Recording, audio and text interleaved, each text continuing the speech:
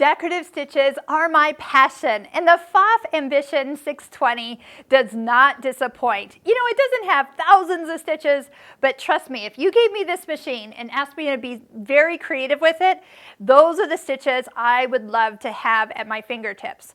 We have a video link below this YouTube video to teach you how to make the ultimate stitch book. And that's talking about how to sew out each of your stitches so you have a nice reference guide as you go. Because looking at these stitches and seeing them stitched out on the fabric, it's going to look night and day. So I always tell my students, take the time, stitch them all out. And here we were even just doing the video on how you can elongate some of the stitches, the ones that are actually satin stitches. You can have them sew out twice as long or 3 times as long. Not all the stitches on this machine can do it, but some can. Here we're showing where you can mirror image a stitch in the sequencing area and how fun that looks. There's so many combinations and abilities that these stitches will do. So even if you just start, let's just start at stitch number 48. Pick the stitch, put the right foot on, put some stabilizer underneath if it asks for it, and then just sew a row of decorative stitches.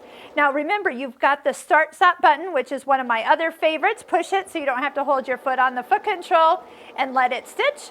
If you touch the scissor button, what it'll do is allow it to go to the end of the pattern, lock, and cut. So it kind of finishes up so you don't have half of a stitch left on your fabric as you go, and you can start to see what it looks like. Then just move your fabric over, use the presser foot right next to the last stitch that you sewed, and then pick the next stitch. Now you can pick stitches a couple different ways. We did stitch number 48, so we can go in here to stitch number 49, dial it on the keypad, but you can also use your arrows up and down. So if I just want to go to the stitch number 50, arrow up.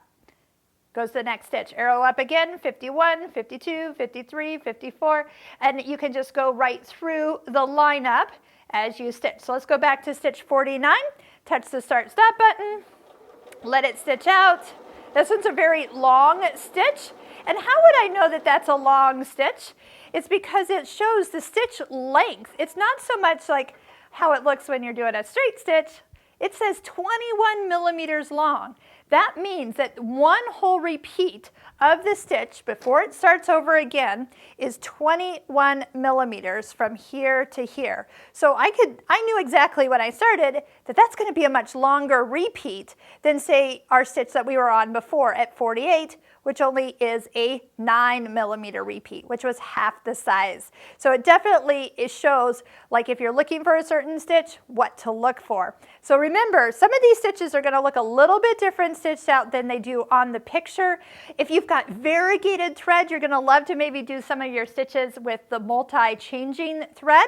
And then check out our Pfaff Stitching Cosmos online course, where we take these decorative stitches to a whole new level. You can watch 10 videos for free. Again, links are below this YouTube video, and I'd love for you to join us in class for all sorts of decorative stitches, 18 different presser feet. We're going to take this machine to the moon and back, and you are going to know so many more sewing techniques than you ever thought possible. So take the time, stitch out your decorative stitches. I think you're going to love it.